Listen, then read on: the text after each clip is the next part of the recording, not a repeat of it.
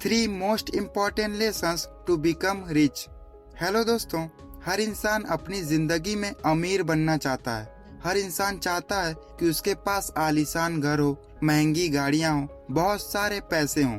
मगर बहुत ही कम ऐसे लोग होते हैं जो अपनी लाइफ में ये सब अचीव कर पाते हैं। दोस्तों, अगर आपको अमीर बनना है तो आपको ऐसे लोगों से सीखना चाहिए जो कि खुद अमीर हों और जिन्होंने अपनी जिंदगी में कुछ बड़ा अचीव किया हो।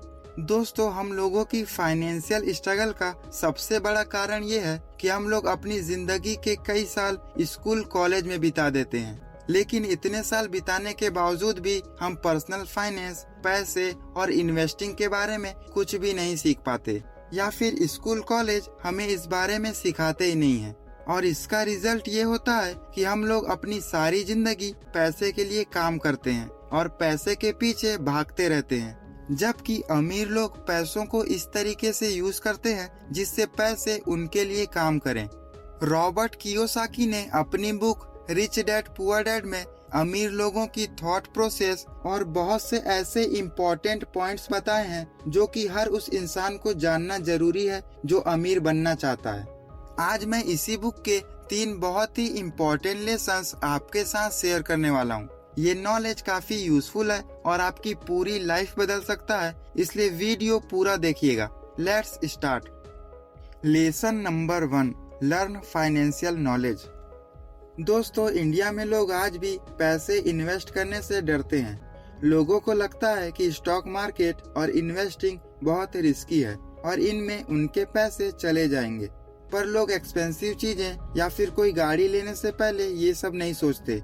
यहाँ तक कि कई लोग तो लोन लेकर भी गाड़ी खरीद लेते हैं, जबकि लोगों को यहाँ पर ज्यादा सोचना चाहिए, क्योंकि यहाँ पर उनके पैसे जाने का 100% रिस्क है। गाड़ी को खरीदते समय भी उनके पैसे खर्च होंगे और गाड़ी के मेंटेनेंस में भी। पर लोग इस चीज से नहीं डरते, बल्कि पैसे इन्वेस्ट करने से डरते हैं। इस एग्जाम्पल से पता चलता है कि फाइनेंशियल नॉलेज होना कितना जरूरी है। हम लोगों को स्कूल कॉलेज में भी पर्सनल फाइनेंस के बारे में कुछ भी नहीं सिखाया जाता, और यही सबसे बड़ा कारण है कि लोग अमीर नहीं बन पाते। कई लोग ठीक ठाक पैसे भी कमा लेते हैं, मगर वो उन पैसों को मैनेज नहीं कर पाते और गलत चीजों में खर्च कर देते हैं। दोस्तों, आपको पैसों को मैनेज करना आना चाहिए। पैसे से और पैसा कैसे कमाया जाता है, ये चीजें सीखना चाहिए।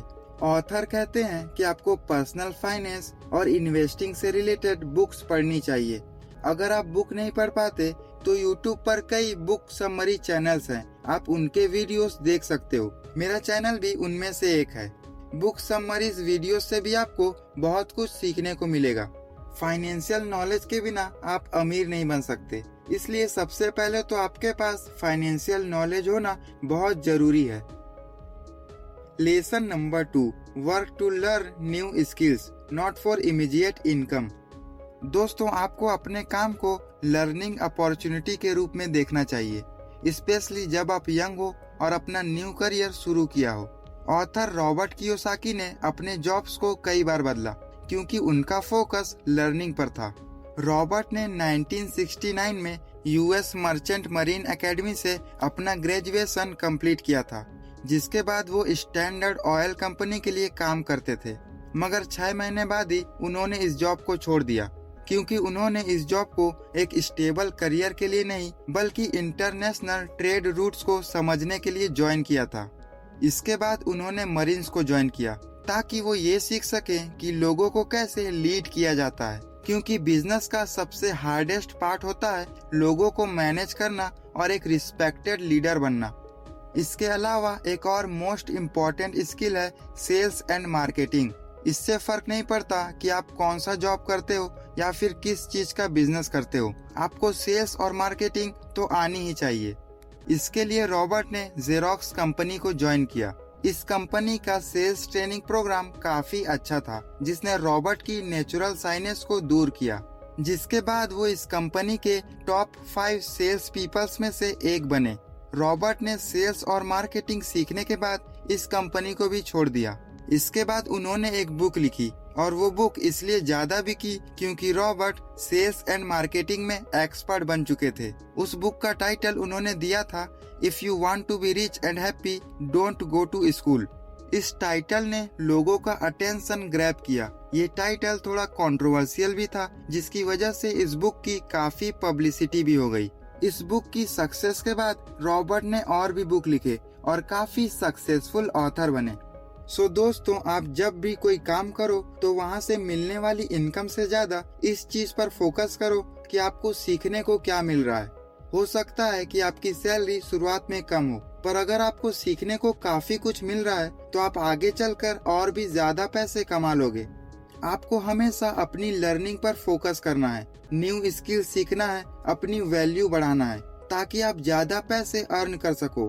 आप जितने ज्यादा पैसे कमाओगे उतनी जल्दी फाइनेंशियल फ्रीडम अचीव कर पाओगे और अपनी मनचाही लाइफ जी पाओगे। दोस्तों, लेसन नंबर 3 पर जाने से पहले मैं आपको बताना चाहूँगा कि हमारी अगली वीडियो में हम the simple path to wealth इस बुक की समरी आपके साथ शेयर करेंगे। उस वीडियो में हम सीखेंगे कि अमीर बनने का सबसे आसान रास्ता कौन सा है। तो अगर आप उस वीडियो को मिस नहीं करना चाहते हो तो इस चैनल को सब्सक्राइब जरूर कर लें।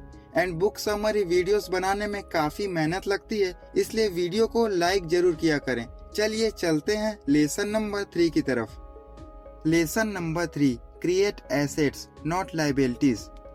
दोस्तों, जरूरी नहीं है कि ज्यादा पैसे फाइनेंशियल प्रॉब्लम को सॉल्व कर दें।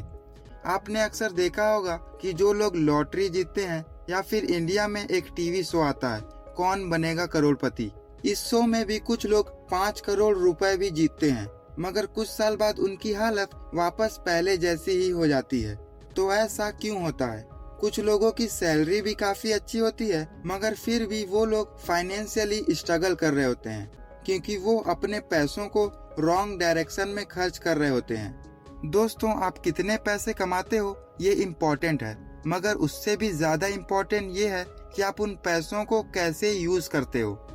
दोस्तों, रिच पीपल्स का फोकस एसेट्स क्रिएट करने में होता है और अगर आपको भी अमीर बनना है तो आपको भी एसेट्स क्रिएट करने चाहिए। ज्यादातर लोग अमीर इसलिए नहीं बनते क्योंकि वो लोग एसेट्स की जगह लायबिलिटीज पर पैसे खर्च कर देते हैं। आइए एसेट्स और लायबिलिटीज के बारे में थोड़ी डिटेल में जानते हैं। एसेट्स ऐसी चीजें होती हैं जो आपको पैसे जनरेट करके देती हैं, जबकि लायबिलिटीज ऐसी चीजें होती हैं जो आपका पैसा खर्च कराती हैं। फॉर एग्जाम्पल, अगर आपके पास शॉप या फिर एक घर है जिसको आपने रेंट पर दिया है तो ये एक एसेट है क्योंकि हर महीने यहाँ से आपको पैसे जनरेट हो रहे हैं। वहीं दूसरी तरफ अगर आप कोई कार खरीदते हो तो ये एक लायबिलिटी है क्योंकि ये आपके पैसे खर्च कराएगी। ना सिर्फ खरीदते वक्त बल्कि पेट्रोल और कार के मेंटेनेंस पर भी आपको पैसे खर्च करने पड़ेंगे और समय के साथ साथ कार की मार्केट वैल्यू भी घटती जाएगी। ज्यादातर लोग यही गलती करते हैं, जैसे ही पैसा आता है वो उसे लग्जरी चीजें खरीदने में खर्च कर देते हैं, जिसकी वजह से उन्हें हमेशा फाइनेंशियली स्ट्रगल करना पड़ता है। इसलिए आपका सबसे पहला फोकस होना चाहिए एसेट्स क्रिएट करने में, ताकि आप फाइनेंशियली फ्री हो सकें। स्टॉक्स, बॉन्ड्स, रियल एस्टेट्स या फिर एक ऐसा बिजनेस जिसमें आपके फिजिकल प्रेजेंस की जरूरत ना हो, ये सारे काफी अच्छे एसेट्स हैं। आपको इनमें अपने पैसे इन्वेस्ट करने चाहिए और जब आपके एसेट्स आपको पैसे जनरेट करके देने लगे तब आप उन पैसों को लायबिलिटीज पर खर्च कर सकते हो और अपने शौक पूरे कर सकते हो। दोस्तों, यही वो 3 मोस्ट इम्पोर्टेंट लेसन्स हैं जिनकी हेल्प से आप भी अमीर बन सकते हो और फाइनेंशियल फ्रीडम अचीव कर सकते हो। आई होप इस वीडियो से आपको कुछ नया सीखने को मिला होगा। दोस्तों, ये सारी बातें मैंने आपको रॉबर्ट कियोसाकी की book rich dad poor dad से बताई हैं, जो कि बहुत ही अच्छी बुक है। वीडियो में तो मैंने बहुत कम चीजें बताई हैं, मगर इस बुक में आपको और भी बहुत सी यूजफुल नॉलेज मिलेगी। अगर आप ये सारी बातें डिटेल में सीखना चाहते हैं तो इस बुक को जरूर पढ़ें। इस बुक की लिंक मैंने नीचे डिस्क्रिप्शन में दी है। पैसे से और पैसा कैसे कमाते हैं, अगर ये जानना चाहते हो तो मेरी इस वीडियो को देख लो। इस वीडियो से आपको पर्सनल फाइनेंस और इन्वेस्टिंग के बारे में बहुत कुछ सीखने को मिलेगा। मिलते हैं अपनी अगली वीडियो में, तब तक के लिए बाय।